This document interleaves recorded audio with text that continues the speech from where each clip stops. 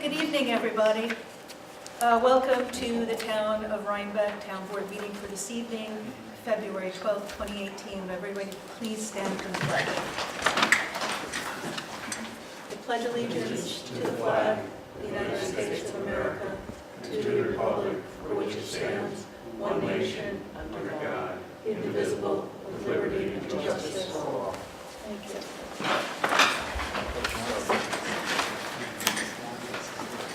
So I would like to make a motion to approve our prior minutes of the December 21st special town board meeting, the January 8th annual organization meeting, the January 8th regular town board meeting, and the January 22nd regular town board meeting. May I have a second? Second. Is there any discussion? All in favor? Aye. Any opposed? So moved. Thank you. I'm going to save announcements for later because we have John Fenton, our zoning administrator and enforcement officer here, and we also have Warren LaPlansky, our attorney here, so I'm going to take some of these resolutions out of order and I'll do committee liaison meeting at the end. Come on up, John. Thanks for coming. Yes. John's here to talk to us about Eveready. There's been a lot of discussion and concern and questions from the public. I wrote and released a public statement on our town Facebook page a couple of weeks ago, so people could follow us on Facebook, Town of Rhinebeck Facebook page. It's a great place to ask us questions and we can post our answers. Thanks for coming, John. Thank you.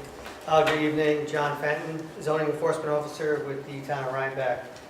Has everybody on the board received my investigation report?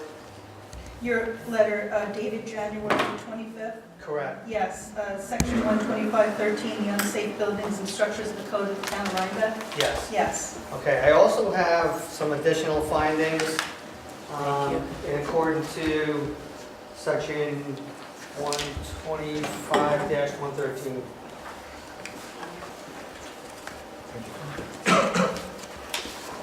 At some point, I should probably sit down with Warren and just make sure that we're going through the right steps. But on January 20th, I went out to take a look at the site and the condition of the building. Again, in accordance to 125-113.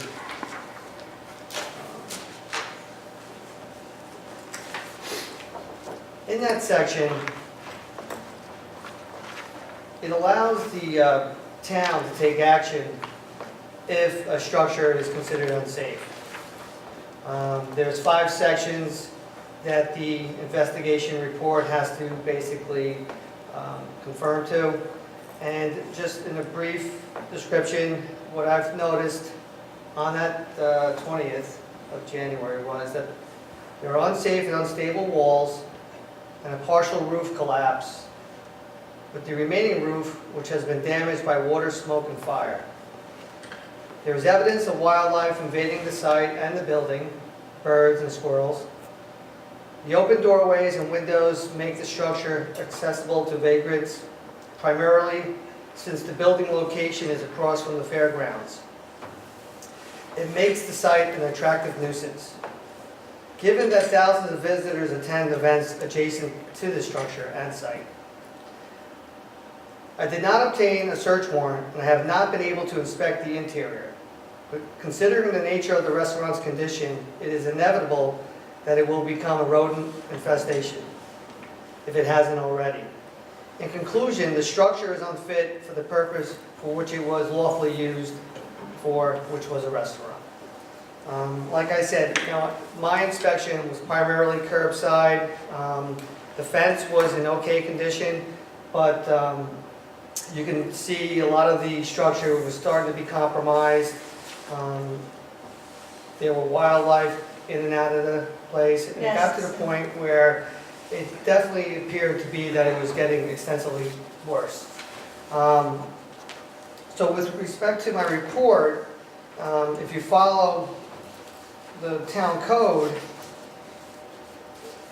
at some point I believe that the town should consider my report and either take further action with respect to a public hearing and so on.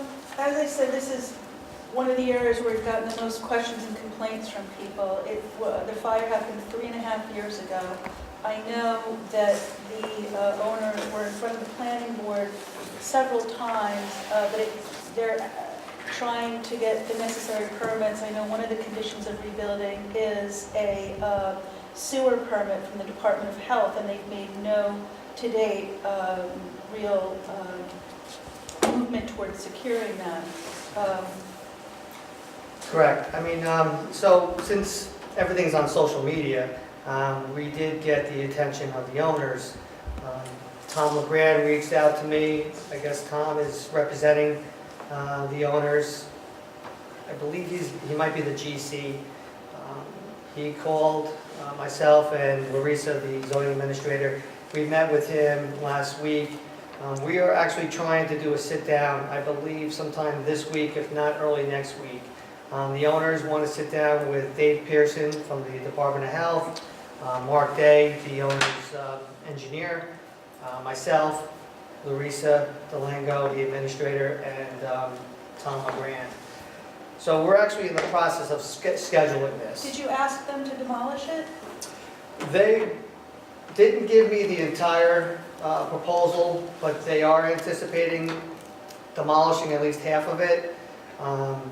There are some issues with the non-conforming use expiring, so they're going to have to go back to the drawing board with respect to the site plan. They've known about that for 3.5 Yes. years, though, so that's Right. nothing new. Right. And so I guess the main hurdle here now is the septic system. And so that's what we're trying to address prior to going any further. And that's what we're scheduled for hopefully this week or early next week. So what's your advice to us? What can we do to move this along? I believe, and I should check with council, I think we should proceed with section 125, 113 as more of an insurance policy. We're trying to give, them the benefit of doubt and in good faith, but I think that we do need to basically protect the citizens, and it is an unsafe structure. It's unsafe and unsightly. Right. So can we schedule a meeting with you and Warren and Brennan? And Brennan, I can do that with you, or Chauncey can do that with you if you like. And can we schedule a meeting this week, Warren? A meeting with Tom LeGrand? No, No, with you just and John John. Fenton and Brennan and either I or Chauncey. Okay, Yeah? sure. Is that all right? Yes, definitely. And I believe that, you have to consider the report, you can go through it, you can look at the additional findings, and then at some point, if you consider the report enough information and its presentation, we'll have to have a public hearing. Okay, so we have a meeting, decide our next steps, bring it back to the board, and if the board wants to proceed, we'd have a public hearing. Yep. Thank you. So I'll just send an email to all of us to schedule that. Thank you. Thank you. Thanks, John. Thanks for coming, John. Yep. Yeah, really appreciate it.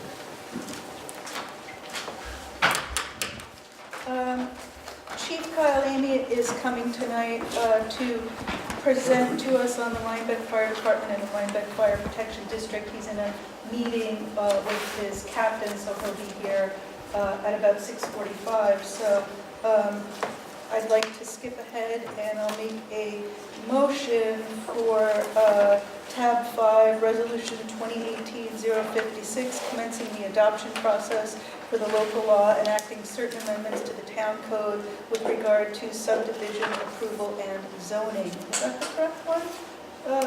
Yes, I think it is. May I have a second? Second. Thanks, Brennan. Is there any discussion? I think we have our planning board chair and our, thanks, John, and our attorney here to take us through and give the public a brief synopsis of what's in here. Michael, would you like to do the honors?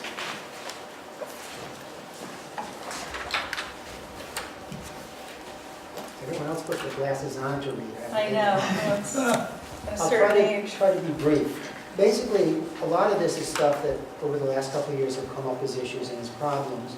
And when I was acting as zoning enforcement officer, going through a lot of the issues that were backing everything up, I was able to further identify things which seemed to be problematic in the zoning law, causing troubles and not really serving any useful purpose. So that's where this came from.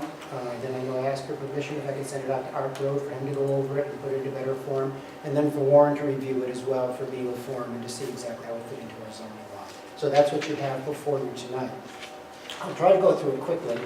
The first thing about subdivision, as many of you know, for a long time in our zoning law, lot consolidation has been considered subdivision, requiring an applicant who wants to conjoin two or more lots together to create one larger lot to go through the entire subdivision process as if they were creating a minor subdivision, let's say 5 lots or less. Basically, all you really have to do is go down to the county clerk's office with a consolidation deed and file it, and they say, okay, you're good to go. So it's a simplification of It's a this process? simplification. There's no reason to put people through that, so we're not going to do that anymore. Okay. Also, we were having some issues about the use of setbacks. In our zoning law, it gives you specific setbacks, but there were no exemptions, no grandfathering, no nothing. So what was happening in many cases is if someone came in and said they want to put a deck on the back of their house, and it's on a 3-acre lot, which is now in a 10-acre zone, you're not going to meet any of the setbacks for either existing structures or what you want to do. So what we're trying to do here is say that your house, your existing structures are grandfathered. If what you're going to be building is going to be behind one of the grandfathered structures, you do not have to go get an area variance if it doesn't meet the setback. You don't have to move your house back 100 feet in order to put Exactly. it back on? If you have a 150-foot setback, let's say, and the deck you're putting on the back of your house is 100 feet from the road, even though there's a house in front of it, you do not have to get a front yard setback for that deck. Seems common sense. We're just trying to simplify things for people. Okay.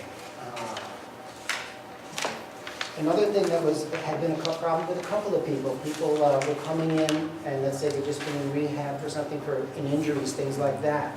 They were in a wheelchair or something of that sort. They needed some access to their home, a ramp or something like that. They were being put through the whole special use site plan process. Could be 3-4 months before technically they could come home. So we are now saying anything along those for ADA compliance to assist people in getting into their homes so they can get back out of the hospital, out of the rehab center, is something they can go right ahead and do, get a building permit. You don't have to go through a whole hearing process. Okay. Another, on fences, we were requiring people, we have very extensive determination of what you can do for a fence, how high it can be, where it can be, what it can be made of, what it can't be made of, and all that. We were still requiring people in certain areas, such as the Rhinebeck overlay, things like that. They have a fence that perfectly meets that description. They still had to come before the planning board for special use permit and site plan to put in that fence. What we're going to do is say if the fence that you want to put up fully meets the requirement as detailed in the zoning law, you need a building permit. You don't need to come before the Even planning board. in the historic hamlet overlay Exactly. where there's no zoning by right? Yes, So all it's the a changes we're simplification. making will apply to all zoning districts and overlay districts. Okay. Another problem we've been having some questions about people trying to take care of their property woodlots. They have a diseased tree, they have a tree struck by lightning, it's a damaged tree, it's a amanthus, it's some sort of invasive species. Do they need to come and get permits from the town? Let's say they have a whole line of this garbage on their property. They would be required in many cases to come before to get a permit from the zoning enforcement officer to clear out this material. What we're going to do now is say that for routine maintenance, proper maintenance of your property, woodlots, things of that sort, not necessarily for forestry purposes or anything like that, just to make sure that your property is safe, that the material, the trees you have there are healthy and whatnot. Basically, you don't need to go through all that. That's just considered routine maintenance of mowing your lawn. You don't need to go through a permit process. Generators, as many of you know, we had a We're talking about generators Yeah. again. I had a personal best one day. I was able to approve 6 generator permits. Thank you very much. What was happening is people were being asked to go through the entire site plan process to put in an emergency generator. I know one case, it ended up in the middle of their backyard to meet setback requirements, which it's ridiculous. It should be as close to the house as you can get it, where it's close to the fuel source, and they're usually propane, I would think, for most of us, and as close to your electric box as possible, just from a safety standpoint. So from now on, emergency generators do not have to meet area and bulk regulations, setback regulations. You put it where it makes the most sense on your home. It does have to still meet noise ordinance, so that it has to be under certain decibels. You do still have to meet that. Yes, ma'am. Thank you, thank you. It was another case, we had someone who couldn't come home from a hospital stay. They had a very serious disease. They needed a generator because they couldn't have their equipment break down. Before they came back, the power went out at their home. And they were pretty much scared to death because they needed this equipment. So this is another case where it just makes good sense for the people in the community. Nothing was being served by putting them through all that. Okay. Another thing that we are doing is we've had something in our zoning law, it was in the subdivision regulations, we were called a sketch plan conference, which basically the applicant would come before the planning board under subdivision. This is sort of what I want to do, these are the lots I sort of want to make, this is sort of how I want to do it, I'm going to have a road over here and have this over here. And the planning board, we worked them to help them put their application together before they actually had a complete application. That process got transferred over into the special use permit and site plan process. And what has happened is it's basically requiring people to go through a second preliminary review process for $250, which really serves no purpose. What we do now, we put in the zoning law, is for special use permit and site plan, you do a pre-application conference with the chair of the planning board, the vice chair, and our planning consultant. I've also asked our new zoning administrator to join us, so she's up to speed on this. The idea is, after this conference, you should know exactly what forms you need, exactly what information you want, exactly how to fill them out. So your next step would then be, once this is passed, is to then have it go through the zoning administrator, just make sure everything's in good shape, and then it goes to the planning board as a complete application. What's happening now is you go to the pre-application conference, you have all that ready to go, then you have to go to a sketch plan conference with the planning board, because if you didn't have any of that ready to go, then from there, you then are supposed to have a complete application and go to the CEO. That can take an extra month, does cost extra money, and we found it doesn't serve any useful purpose. So we're doing away with that. The other thing that happened, and I think this was general code, under both special use permit and site plan, they deleted all the public noticing requirements in terms of certified mail to neighbors within 300 feet, I think it is, of the property where something's happening, putting it in the newspaper, putting it on the website. So we're just putting back in what they somehow took out, and we don't quite know why they took it out. We're also making the pre-application conference, putting it into the law, specifically replacing the sketch plan conference with a pre-application conference. There is a fee for the pre-application conference, I believe it's $150, but it's money very well spent, and I think it saves a lot of time for applicants, and it saves a lot of time for us. In the old days, we had people coming before the planning board, they had no idea what they were doing. A lot of times they'd leave in tears because we didn't know what to tell them either. We don't have that problem anymore. People come before the planning board now, they actually have an application we can actually look at and work with. It's saving people time and trouble and a lot of grief, so it's working much better now. Okay. We're also asking for the ZBA. The noticing requirements for the planning board have always been done by the applicant with the assistance of the planning board clerk. We give them the addresses that they're required to do the certified mailing, the notification, all that sort of stuff at their expense on their time.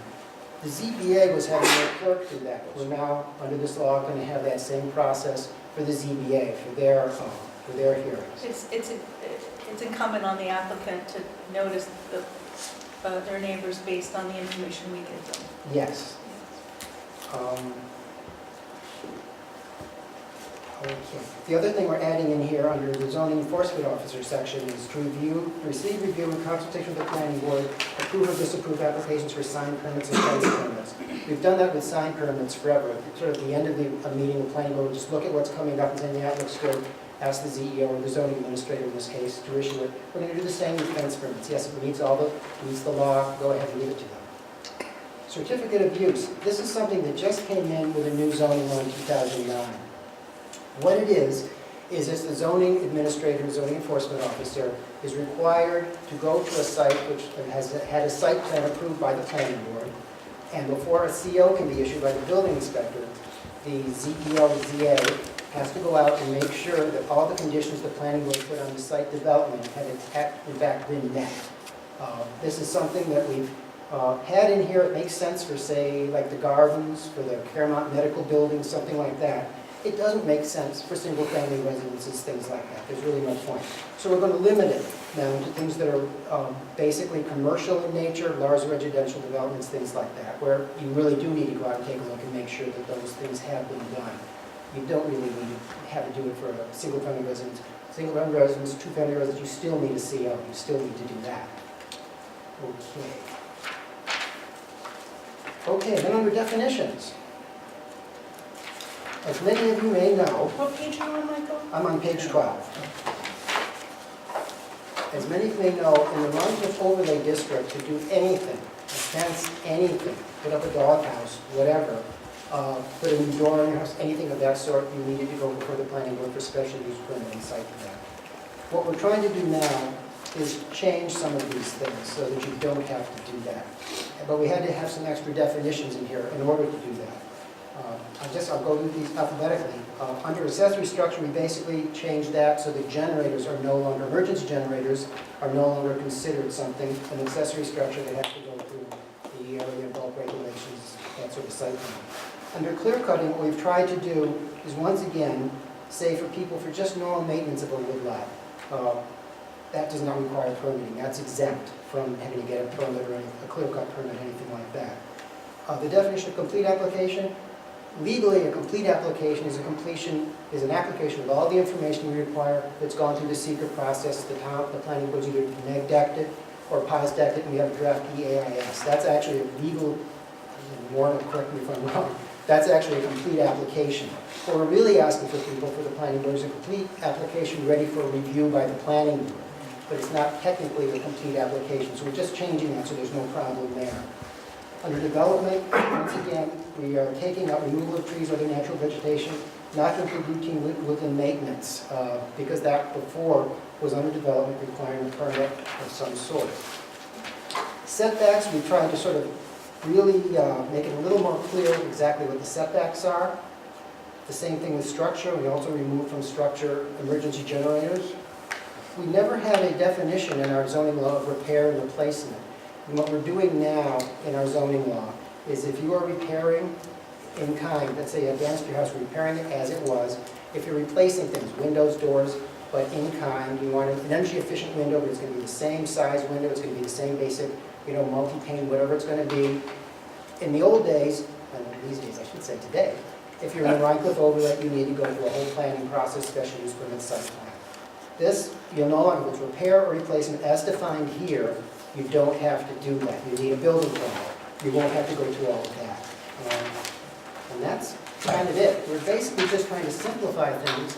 So basically, you're coming before the planning board for things that really require review, that really are of a significant change to a property. But the things that just we normally do anyway, and most of us wouldn't even think to get a permit for, and a lot of us don't, you don't legally have to once these are passed. And I think there are other things we're going to be working on. The zoning law is coming up on 10 years old next year. I think we've made a lot of good changes, a lot of good modifications to try and make it more user-friendly. I think we found there's some things in there we don't need to have in there. And I'm sure we're going to find some things in there that we do need to add. We're constantly looking at it, we're constantly trying to amend it, and that's a lot of your initiative. But that's pretty much it. Does anyone have any questions? No, I think this is great. I think it'll work. I don't think there's anything controversial here. No, it's not substantive, it's all. So, Okay. Does anybody have any questions or comments? I do not.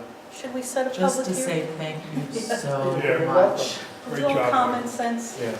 especially not having to move your house back to put a court setback requirements. I like Unless that. you have that, sort of Oz thing going on, it's going to be very difficult. We're going to set a public hearing for this at our next meeting on the 26th of February at 6 p.m.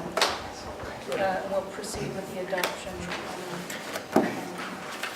process. Thanks, Michael. I'm skipping around here because we have warrants, so I'd like to go to Resolution 2018-060. I'll make a motion to commence the adoption process for the local law on Cold War veteran property exemptions. May I have a second? This is, we have a renewal of our existing Cold War veteran exemption. It's pro forma. We're extending it. Again, I think we have about a dozen properties, and we're grateful for the veterans who've served, and we want to give them every consideration. Does anybody have any questions? Okay, all in favor? Aye. Any opposed? Oh, I'm Did you sorry. need a vote? I'm sorry. Did you need a vote on the I don't think so. We set a public hearing for it. It's accepted. We laid it down today, and we just set a public hearing. I guess the same thing for this. We're going to set a public hearing for this resolution for the 26th of February, our next meeting at 6 p.m. And the last thing I'd like to do while Warren is here, I'll bring it to the floor, Resolution 2018, it's tab 12063, the abandonment of West Miller Road. May I have a second? Second. Thank you, Alan. Warren, you want to take us through this? Sure. West Miller Road, let me just get my... You have the... Here, Warren. Yep.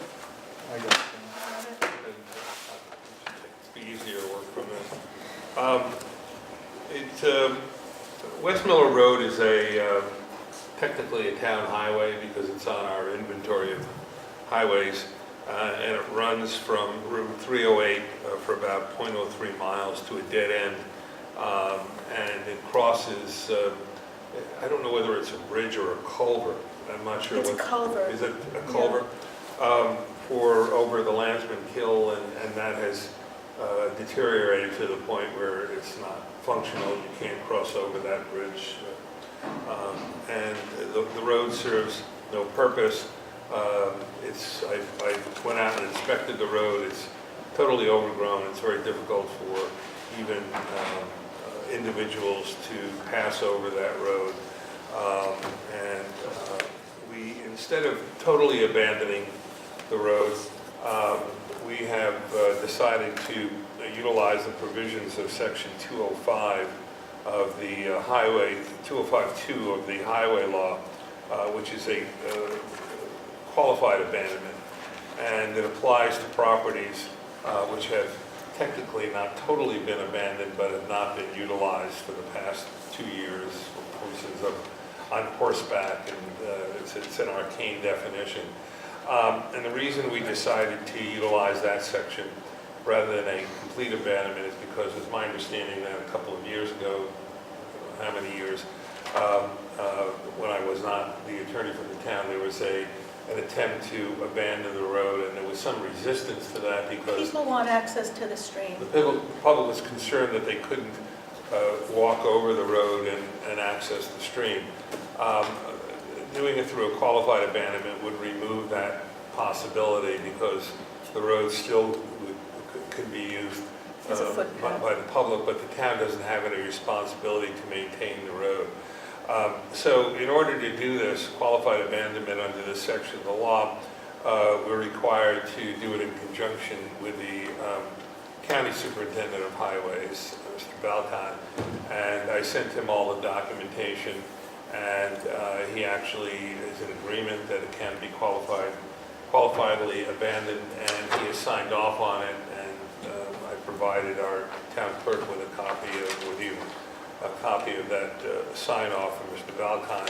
So the next step would be that we would set a public hearing on the qualified abandonment and take any testimony to see if we have anybody from the public who have any questions or object to the qualified abandonment.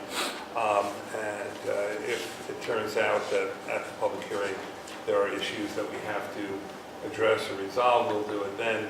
If it's acceptable to the town board after the conduct of the public hearing and to the commissioner, we would move forward with the procedures for qualified abandonment, which would be a passage of a resolution by the town board. We do have a certification, a request for a qualified abandonment, which has been signed by our highway superintendent, which I've provided to the board. So now the record is complete for purposes of commencing the public hearing. So if we could set that, and that is a public hearing that I should be present for. So if we can squeeze this into our next town board meeting and Let's put- notice it for the 26th at 6 PM. Yeah, but that should be the first matter, because I do want to be here for that. But I do have to go to another town board That's meeting fine. after that, and then we have a couple of other minor things, so if we can schedule for that. And I don't think Mr. Valentine is going to be present now that he's signed Will off we on be it. able to, if we don't have any objections for the public, will we be able to adopt the local Yeah. law at the next meeting? No, it's not a local law, but we would... Adopt the yeah, We would resolution. adopt a resolution. Okay, so we'll set the Qualify public, abandonment. we'll set the public hearing for the 26th at 6 PM tentatively. We'll see what the public says. I think this addresses the concerns that were brought before us several years ago, because people will have the ability and the right to still use it to access the kill. Right, and I provided the town clerk with the notice provisions, and I provided him with all that information. Thank you. You have to serve it on adjoining property. Thank you. So, All hoping right. that... Is there anything else here that you need to state for, Warren? I don't think so. I just wanted to, for the two local laws, just wanted to, for the record, indicate those are type 2 actions under seekers, so they don't require environmental review. Other than that, and the local law for the amendments to the zoning law really are ministerial in nature. They shouldn't be controversial. I don't see any problems with those. So hopefully that will be passed. And we do have some other issues that we have to address with regard to our zoning law, and so We'll be be getting a doing that. meeting together. I think we need to revise the definition of zoning enforcement officer, zoning administrator, and I think we also need to look at including a deputy enforcement zoning administrator in case we need one. Right. So that may be a good time when we do that local law, which we should do as soon as possible, if there are any other housekeeping measures which we've neglected to include in this local law, or anything else you'd like to see in the law, that would be a good time for us to do that also. At the We're same time. constantly looking, so we'll look. Thank you, Warren. Thanks Thank for you. coming. Thanks, one. Good Be in night. touch.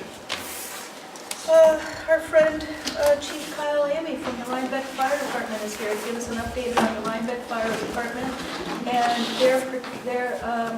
their portion of our town fire protection district. Thanks for coming, Kyle. Thank you very much. Thanks for having me. Again, as Supervisor Smith has said, I'm Kyle Amy in the Rhinebeck Fire Department. I have some numbers for us, but I apologize, the numbers aren't broken down as I'd like them to today, considering the rescue squad captain and myself were operating on 2 different fiscal years. I was operating on a calendar, she was operating on our fiscal year over next door. You So guys don't talk. I got to figure something out with that. Okay. But for our fiscal year, for the 2016-17 year, I can give you the preliminary reports of what we did for calls. I would like to come back and break that down as far as what was in the town, what was in the village, and so forth and that. So I'd like to continue that You're by welcome the anytime. end of the month. Yep. So for 2016-17 operating year, we responded to 1,037 alarms. There were 302 fire calls, 668 EMS calls, 67 motor vehicle accidents. We responded to our mutual aid departments 130 times, 47 to Hillside, 26 to Rhinecliff, and there was 57 alarms outside of the Rhinebeck area. How many fire? 302. 1,037 calls you did Correct. last year. It's amazing. That's amazing. Yes, You're busy. yes. It's 3 a day. Yep, and it was the previous year for the 2015-16 year, I believe we were 1,016, so It's gone up a little continues bit. going up.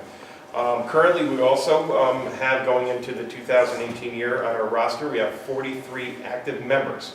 We have 21 firefighters, 14 firefighters/EMTs, and 8 strictly just EMTs on the roster for the Rhinebeck Fire Department that are currently holding the active position right now.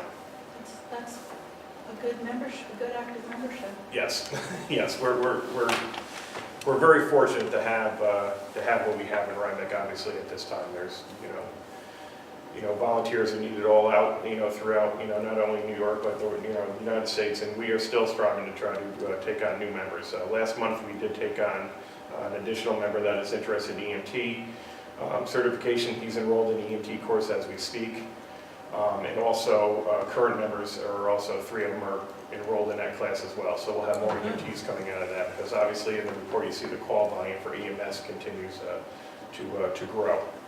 As everybody knows, that we put in service our new 5922 John Henry attack rake, which was a ceremony back in October, and I want to thank Elizabeth for attending that and be able to celebrate that with us as It was well. wonderful. It was a touching event. Yes, yes it was. Our training is continuing for the next couple months. If you drive by, and probably tonight, we were able to get the house next to Dell's Dairy Queen before they tear it down. So for the next 2 months, we'll be operating drills there, what gives us actual real life. Oh, they're tearing the house next to Dell's down? Yeah, Why? That's going to become parking. yeah. Oh.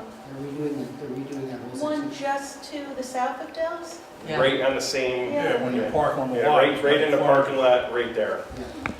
So, I always you know, wanted to do that gives us, allows us to simulate real-life situations as far as That's firefighting. great. So that starts tonight as far as that goes.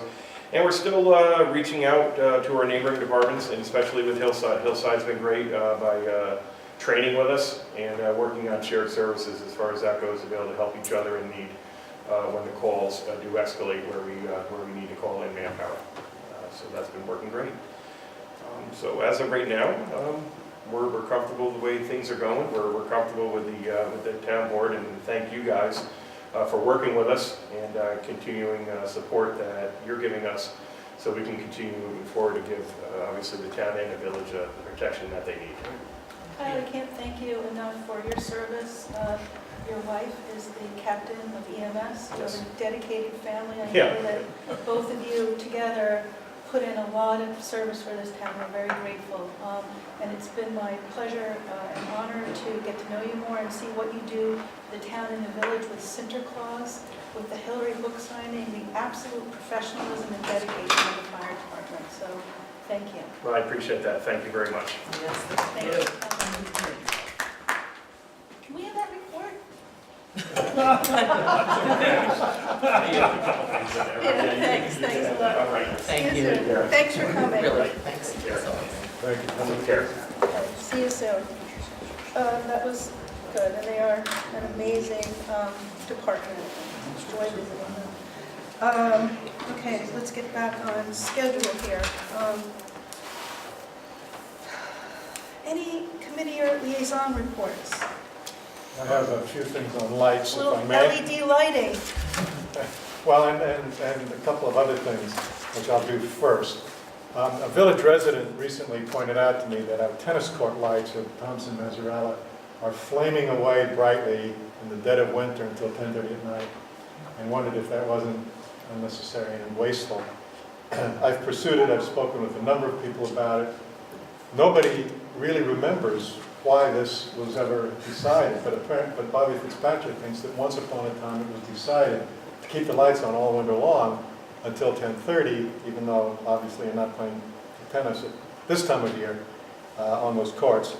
I've spoken with our insurance people, Lori Hillman at the Spain agency.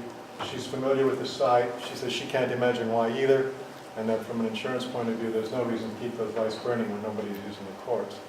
So unless there's some concern about it, I propose to ask Bobby Fitzpatrick to shut the lights down until, let's say, April 1st. Or if the weather breaks sooner and we think we want them on sooner than that, we can. But we're just wasting electricity, and I will plan to do that unless you have concerns about it. I think the way we rent those lights is we pay the same amount regardless of whether they're on or not. Well, it's a really good question, and I don't have the answer yet, Alan, because there is a meter in the area, according to Bobby Fitzpatrick. And I just learned that from him over the weekend. I think it was Saturday. We talked about it on the telephone. But whether they're metered and we pay according to the meter or according to the tariff, it's wasteful. I agree. And I'm supposed to turn them off. It's And wasteful. either It's we'll also save money or we won't, polluting, but yeah. we won't be wasting it. And we're going to get to the bottom of all that anyway when we do the audit on the lighting in I'm general. pretty certain that what I'm doing in the LED project, which I'll come to, does not impact the park. Now, to use that as a segue, I had an inquiry from Bob Ellsworth a couple of weeks ago, who chairs the Thompson Mazzarella Park Committee.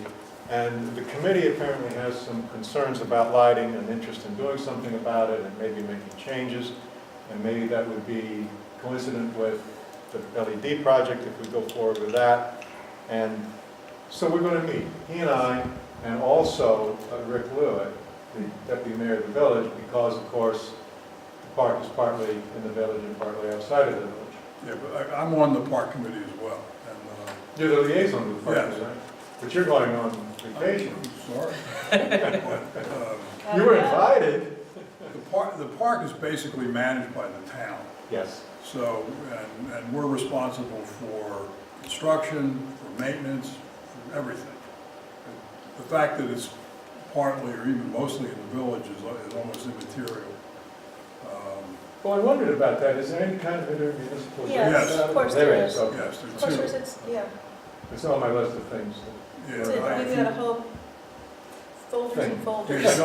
John, we've been going over it several times in the last few years because of some of the deals that we've done. But it's essentially our responsibility to manage the park. We schedule the fields, we have the recreation program, I mean, it's all the town. The village is a silent partner essentially. Well, do you think, the meeting is currently scheduled for Thursday. Do you think it would be well to postpone it until you're back? It's up to you. I mean, I. Go ahead and have it, bring them up to date. Yeah, We can always have another meeting. This is just to see what's on Bob's mind. That's right, there's no shortage of meetings. Yeah, well, that's it. Go enjoy Got to keep meeting. Cuba. Okay. All right, thanks. On the LED project, you remember I spoke, I think at the last meeting, about the field audit that I was about to conduct with a consultant that we retained. And we did do that. We had to postpone it a week. We did it the day before the Super Bowl rather than the weekend before because I got the flu. But we have done the work now. And we checked every light. He took data off the lights up at the top of the poles, recorded the location in a GPS system for all the poles, and he's putting the information together, and I'll be getting a report, of course I'll share with you in a week or two. So that is underway, and we'll have that data soon. The consortium that I've been talking about, which is led by a steering committee that has been funded by NYSERDA, put out, as you recall, an RFP. It was in early December for bids to the industry to install LED lights for those municipalities in the consortium who choose to go forward with an LED project, of which there are 18 in the consortium. And this would be, there are at least 3 different ways to do these projects. This particular bid process was for a project that is referred to in the group as a municipally managed project, in which we would, or the municipalities who do it that way, would purchase from Central Hudson the armature and the fixture at the end of the armature, and would purchase the replacement equipment, and then one of the bidders, the successful bidder, in response to this RFP, would do the installation. And that's just one of at least 3 different ways to do these projects.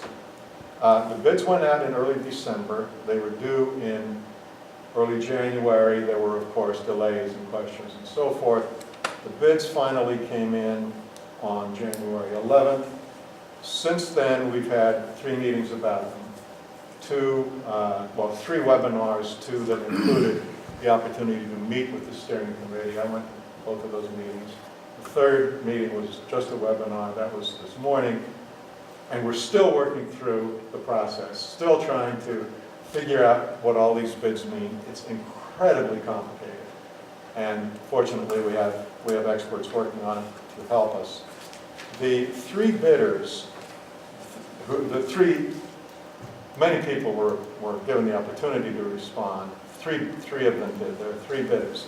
The New York Power Authority, which has its main office in White Plains, Paraca Electric Company, which is in Newburgh, and Verde Electric Maintenance Corporation, which is in Mount Vernon.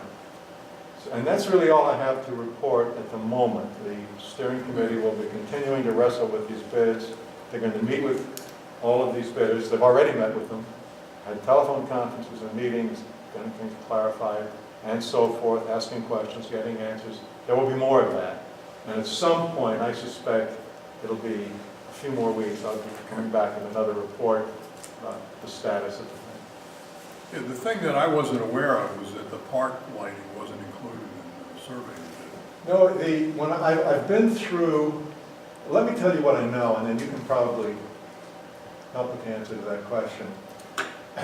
I've seen all of our Central Hudson bills, and we have an inventory from Central Hudson. That's been audited by a company named Computel that we retained in, I think, November. And there were a few discrepancies, but no major changes. We're not going to get a big refund. It's not been a gross overcharge.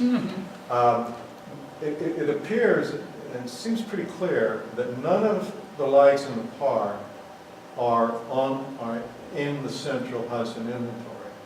I found out by accident just 2 weeks ago when I was approving a set of vouchers, which we have to do before each set of vouchers gets paid, and I came across a bill, a voucher for another company, I think it's Constellation Elizabeth Energy Company, for some of our lights.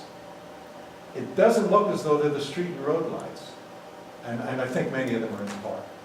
Okay, so yeah, when I come back, I gotta pursue that. we should go through that. Yeah. The problem is that the park committee doesn't have anything to do with paying for the lights. And the rec committee has nothing to do with paying for the lights. So there really isn't any home for this problem. But, you know, you and I should. I think it's found a home. I think we are it. Come home to roost. Right. So, Thank yeah, we you. should- And You're welcome. they're expensive, as I recall. Could I ask a question? Yes. Oh, No, it's not that question. While I was ZEOing, I was getting some people concerned about the lights in the gardens, basically along Garden Way. And I spoke to Richard Rang, who with Kirchhoff and on, I spoke to a bunch of people, and I'm trying to think, okay, who's responsible for these lights? Because I believe the town is going to take dedication of that road when the development is all built out and it's properly surfaced, so the town's gonna take that road. Is the town gonna be responsible for those lights? I think the homeowners I association may think be it's the responsible. lighting now. district. Okay. What I've been told by, it was either Central Hudson or Computel, it may have been both, is that the electricity, and I don't know how much this helps us, but that the electricity that illuminates the lights in the gardens is paid for by the homeowners association. Okay. And so and those lights also do not appear on anything I've seen so far They're not. of the tenants. Now, whether we need to do things to get their lights up to standard and so forth is obviously Yeah, that different. we probably do. They're up like they look sort of like what you see along the runway at night at the airport. They really aren't very, very attractive. And I didn't know whether the town would take dedication of the road and the right of way for the road, if those lights somehow would be in that right. I don't know. Nor do I know nothing about that background. That all incubated my involvement by. I think you're right. I think the homeowners association now is responsible. I'm sorry, Mike. I think you're right about the homeowners association being responsible now. But once the road's dedicated, I didn't know, and I don't know whether the town would then take any responsibility for the fixtures if they're within the right of way. Yeah, I don't know, and let me ask, how do we go about finding out? It should Does be, anybody- it should be in the plan for the subdivision, for Probably the look at the two map and see subdivision. how wide the road is, and if there's, the We road go way should be to the planning dedicated. department, the building department should have it on file.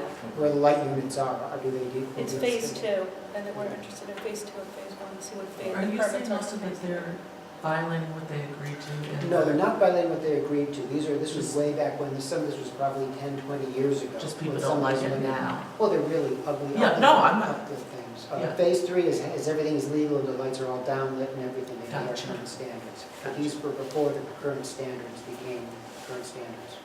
Thank you. Anybody else have any? yeah, I have a couple things. You may recall we discussed the dumpster in the park that seems to belong to no one. Nemo, the dumpsters. Yeah, Nemo the dumpster. The highway department is going to remove it in the next few weeks, Yay, cut it up and sell it for scrap. yay, So get a couple $100. there you go. The other thing is the truck in the maintenance department that's a dump truck, which we really don't need as a dump truck anymore. Bobby's truck? Bobby's truck. The highway department is happy to do any dumping that's required for maintenance. And we've got a bid that's fairly old actually for converting Bobby's truck. If you're interested, here's a picture of what it would look like.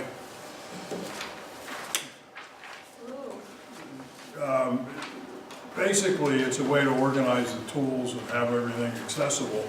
Today, Bobby uses the back seat of the truck for his tools, which Is against town vehicle policy. probably.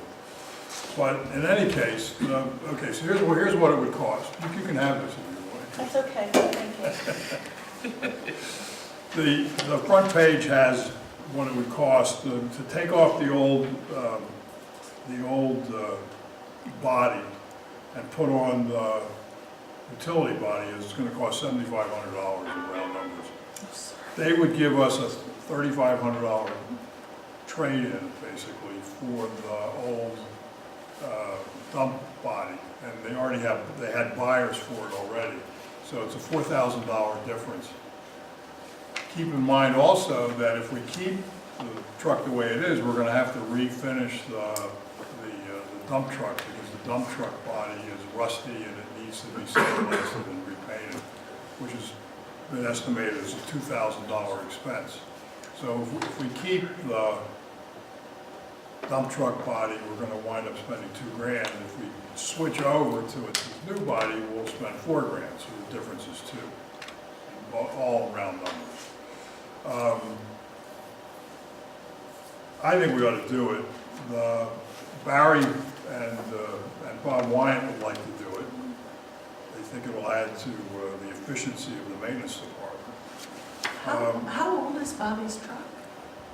43 years, 40 3 or years 4 old. years. Okay, so it's Relatively young. new, Yeah. I think it's a 2013. Anyway, so here's the thing. If we want to proceed, we're going to have to go get bids. This bid is 7 or 8 months old from the last time we discussed this. And I just wanted to know if all of us are interested in proceeding with this.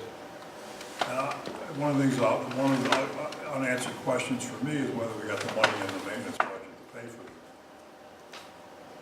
Do you have any idea? No. Okay, well, I'll find out. So, I can look at the budget tomorrow and talk to you. yeah, talk to Shelley. Do we think the bid is about where others will come in? Like, does anyone know about this stuff? Yeah. No.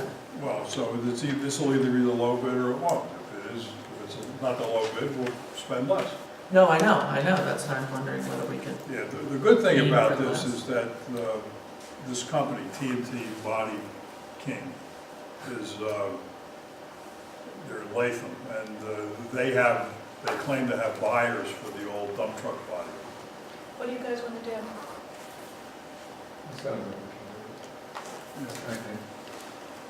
Where are you at? We really have to paint the thing? If we leave it on there? Well. I mean, just for the if you sake of want it- argument. If you want it to last, yeah. Anyway, Okay. I think we should figure it out. yeah, I'll go along with that on that basis. Okay. Anything else for us, Ellen? Nope, that's it. Brandon, you got anything? Yeah, Elaine is in the rec department, is working really hard. She's done a lot of good work with the Manta Rays swim team to sort of iron out some issues that were difficult last year. And the Manta Rays have a lot of good ideas about how to try and grow the team this year. They'd like to see an additional, new kids swimming.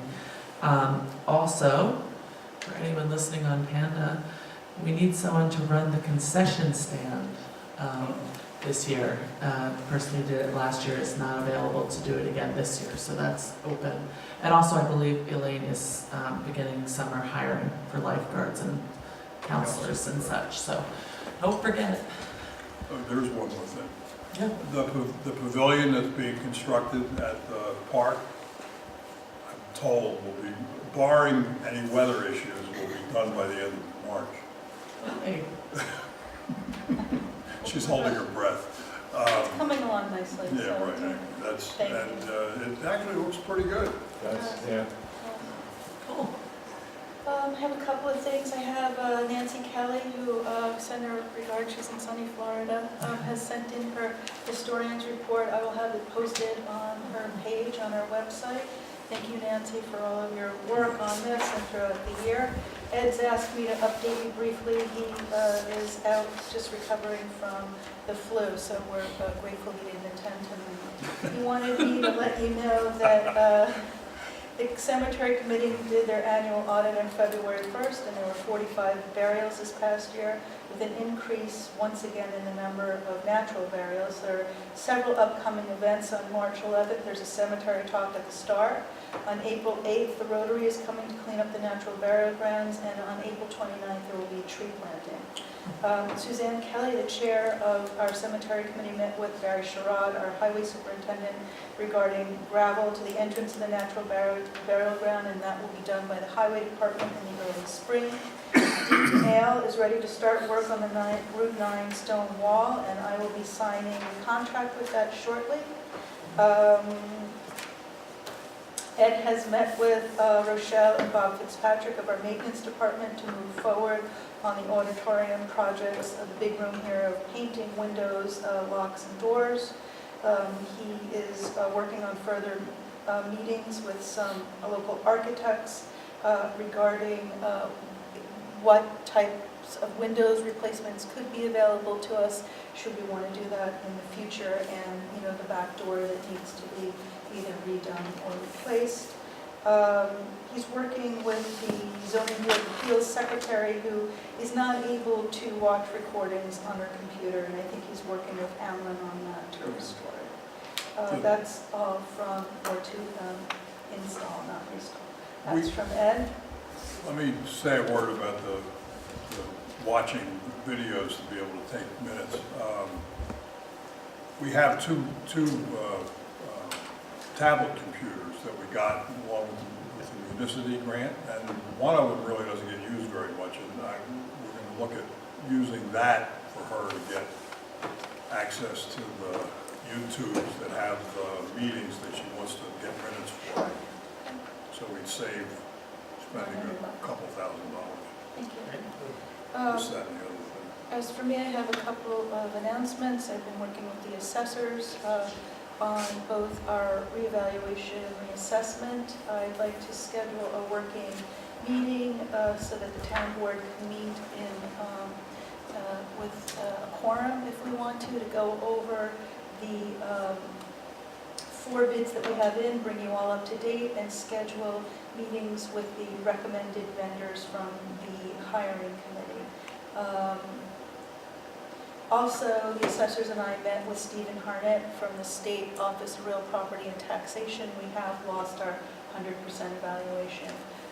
There are 2 different ways that they do it, and we are in the low 90s with our evaluation. So that further proves that we do have a lack of parity here, and that the reevaluation reassessment is needed. I think I'll be writing about this for my next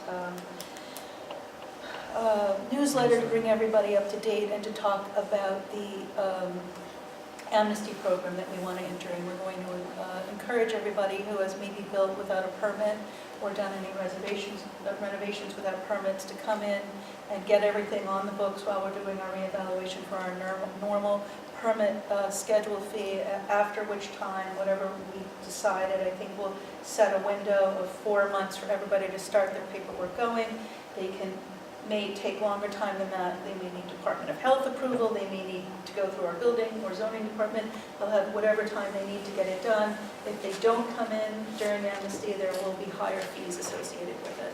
So when we do our townwide reevaluation, we will use every single piece of information at our hands, whether it's historic records, old records from MLS, Mid-Hudson, real estate records, old building permits, C of Os. We'll be looking at everything. Also, the newest flyovers by the county.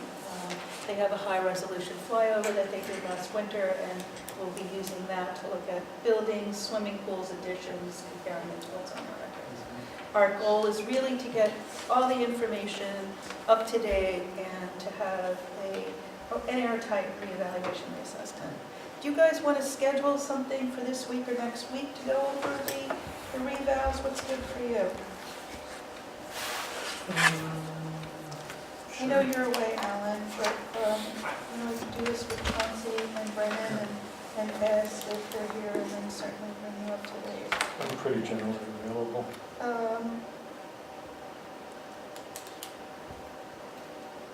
What, Me too. you want to do Thursday the 15th? Sure. I'm booked from 4 o'clock on, but before that, Thursday the 15th is fine. How about 1:30? 1:30 is fine. Thursday's the 15th of February. So you're talking about, Yeah. In other words, in 3 days. Right? That would be here, correct? Yeah, March, John. that's the same. Could you notice the public for a workshop session of the town board on the 15th at 1:30 to discuss, actually, is this isn't executive session because it's about the hiring of a corporation? No, it's not executive session, so it'll be a workshop meeting to review RFPs. And 1:30. it is executive session, isn't it?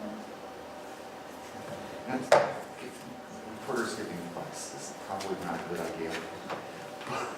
But To discuss the appointment We of could a go into- corporation, you we could could go go into into- executive We session. could go into executive session because it's lending to the appointment, employment, promotion, demotion, discipline, suspension, dismissal, or removal of a particular person or corporation. She's We will parliamentary.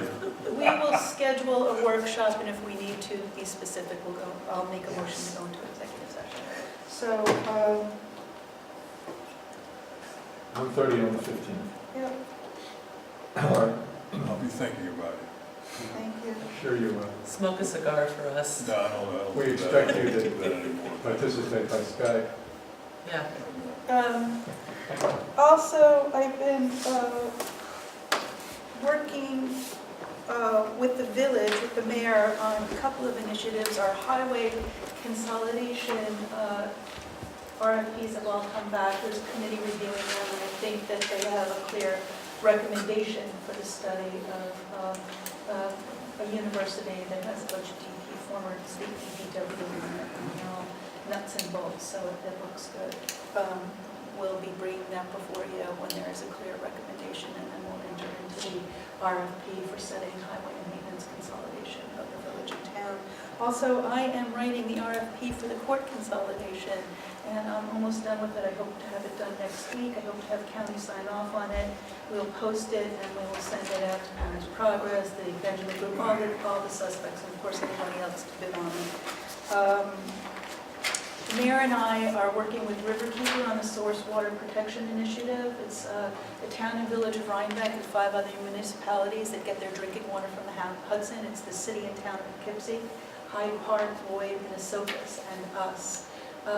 They have done their study, and they have a whole set of recommendations for us. We're going to be having a meeting and a press release next week. It's very exciting, and we're going to be asking the county to support us on this, but it's really a very well thought out process for us to go forward to protect our source water into the future. So we're grateful for the collaboration of the other municipalities and for Riverkeeper. Also, the village has raised an issue, which Bob Ellsworth, the chair of the park committee, was here earlier wanting to know if I knew about this, and yes, I do know about it. The village has asked us whether or not we would consider beginning the development of the parking lot in the Thompson Mazzarella Park Stage 3, which is for our future community center. It's on the vacant lot across from the library, right on Route 308. They're facing challenges with parking in the village, and with the sidewalk put in there, if we were to build this parking lot as spec'd out for our future community house, there would be overflow for the library, which needs it desperately, and for the village, parking for the village. So I said, of course we'd be interested in exploring that with them. I'll have to take it to the Thompson-Mazzarella Park Committee. It is approved on our master plan. The village would either take lead in raising money, and it's something we could work on together that would really help with overflow of parking for our businesses downtown and for the library. So I Great raised idea. that to see if you guys are interested in Sure. looking at that. I thought so. So why wouldn't Why we? would you? You know, we could put it in and we could do some soft landscape towards the road. There would be a walking path to the parking lot. It would be a win-win for everybody. LED lights, right? LED lights. Lots of them. From the get-go. Yeah. I think that's all for announcements and committee reports. So I'll just pick this up where we left off. I'm not sure that item 12, Resolution 2018-063 was correctly motioned, so I'm going to motion it and ask, Alan seconded it. We discussed it. Can I ask for a vote on this? You scheduled a public hearing? Yes, I know, I just don't think you voted on it. Okay, so, aye. Aye. Aye. Any opposed? Thank you. I will make a motion for, we're going back to tab 1, Resolution 2018-052, our budget transfers and amendments. May I have a second? Thank you, Alan. Is there any discussion? All in favor? Aye. Any opposed? So moved. I will make a motion for Resolution 2018-053 for our preliminary abstracts vouchers 164 through 182, 13 checks totaling $6,707.44. Is there any discussion?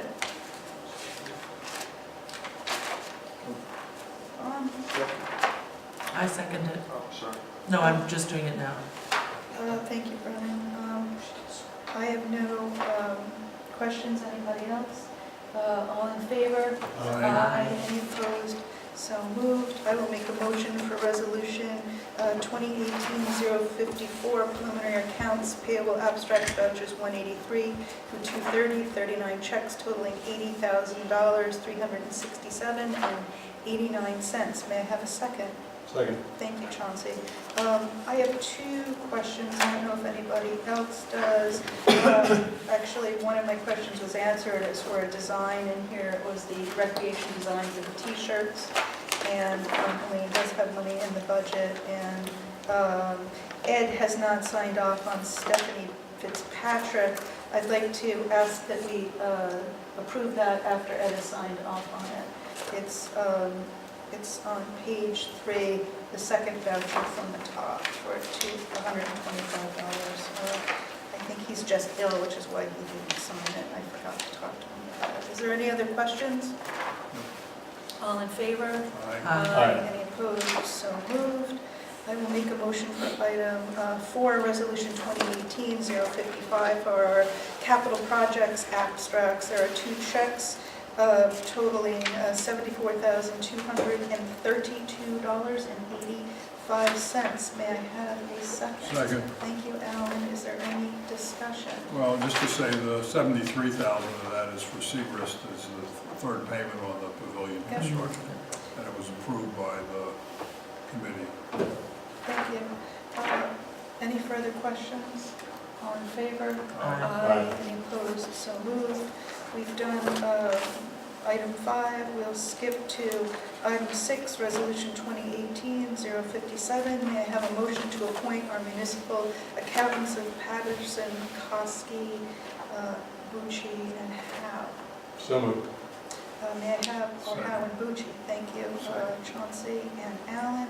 Is there any discussion? These were the municipal accountants we appointed last year. I think we neglected to do it at our reorg. We go to them once or twice a year with municipal accounting questions, and they're very knowledgeable. It's good to have them. Any further discussion? All in favor? Aye. Any opposed? So moved. Resolution 2018-058. I'd like a motion to approve the contract with the Manta Rays swim team. Motion. Thank you. Brennan, may I have a second? Thank you. Is there any discussion? Elaine spent a lot of time working with the Manta Rays and the rec committee and the Manta Rays board to come up with this agreement just to sort of outline who's doing what. And I want to thank her and the Manta Rays board for putting this together. Is there any further discussion? All in favor? Aye. Any opposed? So moved. I would like to make a motion for Resolution 2018-059, appointing Frank Intervallo as the Emergency Management Coordinator. It's a joint position with the town and village. May I have a second? Second. Thank you, Brennan. Frank Francis Intervallo is a resident of the town. He is a retired deputy police chief from the city of Mount Vernon. He came with me last week to an EMS meeting at County E911. This is a job that requires a lot of time and a lot of experience. I think Frank's willing to put it in, and he's certainly experienced. And while we can't fill Henry Campbell's shoes, Henry can't be replaced, we do need to appoint somebody. I want to thank Frank for volunteering and look forward to working with him and the mayor. Any further discussion? All in favor? Aye. Any opposed? So moved. He's going to begin crafting and rewriting our emergency plan with the village and with county community.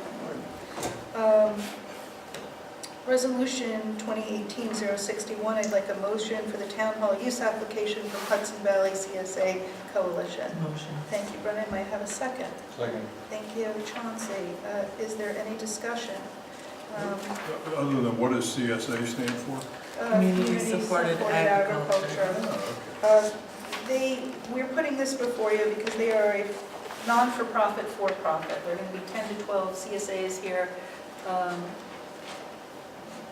It's in the interest of our town. They're going to be showing our residents what they can offer. And I spoke with our neighbors who had no objection to We are that going to taking be place. charging them, since it's like the farmer's market and they are making money. We figured we could have done a contract, but it's a one-time use, so the best way to do it is to put it before the town board and say that, yes, we are charging them a $250 fee for the day.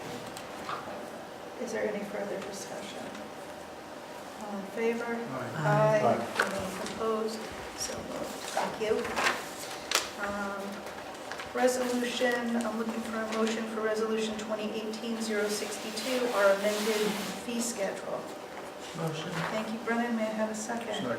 Thank you, Alan. Is there any discussion? Just to make everyone aware, a little bit late in the game this afternoon, I was reviewing some of the building department fees to see how they compare with the village fees. So it's probably a conversation that I'll continue a bit more, and so we may need to Bring change this up things again. again, sorry. That's fine. I But think it's fine if we adopt this. We don't so do I, have no, absolutely. I sign just want to let permits. you know that it was an interesting conversation, and so we may have to come back. Bless you. Thank you. All right, so I'm fine with adopting it and then amending Me it too, as we have to. absolutely. But, thanks everybody for their input. We did compare these to Pauling, Hyde Park, Pleasant Valley, Red Hook. We will certainly make sure that we're in keeping with the village, especially for the amnesty program. Yeah. Any further discussion? All in favor? Aye. Aye. Any opposed? So moved. The next resolution, 2018-064, I'd like to make a motion memorializing calling on the Rhinebeck residents and business owners to adopt our county executives Think Differently initiative to assist individuals with special needs and their family. This is our county executive, Mark Molinaro's initiative for the county. Recognizes that we're all different. We all need different support, and I think it's very worthwhile, and I want to thank him for championing this. Is there any other discussion? We need a second. There's a discussion Second. item. Thank you, Ron.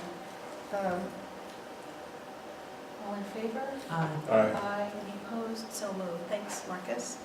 The last resolution, 2018-065, amending the intermunicipal agreement for equipment sharing of a bucket truck. May I have a motion? Motion. Okay, I heard Alan. Second? Second. Thanks, Brennan. Is there any discussion on this? We had gotten this budget truck through county shared service grants, and we were sharing it with 2 other municipalities. We don't use the bucket truck very often. We use it for some isolated trimming. It's a very challenging piece of equipment. We only have 1 trained operator. The town of Northeast also wanted to use it. It was the feeling of our highway superintendent and our foreman here and in Mylan and Clinton that no one used it enough. We were happy to have a 4th municipality share it. So this is, county has signed off on it, and we're happy to do it. That's what we're doing. Everybody. You know what I forgot to look up? Where is Northeast? Northeast It's in is the northeast part of the. where Millerton is the village of Northeast. Just Oh. like It's- Millbrook is the village of Washington. So it's the town of Millerton. Very funny, very funny. It's- In the northeast corner of the county. Any further discussion? That's okay. Laugh away. I'm easily, I have a T-shirt that says easily amused. All in favor? Hi. Aye. Any opposed? So moved. Is there any other new business before the town? Is there any public comment on any non-agenda items? Hearing none, I'd like to motion we adjourn. So move. Aye. Yeah, do we have a second from the board? Sure, I'll second. Thanks, Alan. Thank you very much, everybody. Good night. Chief parliamentarian. Yeah. North.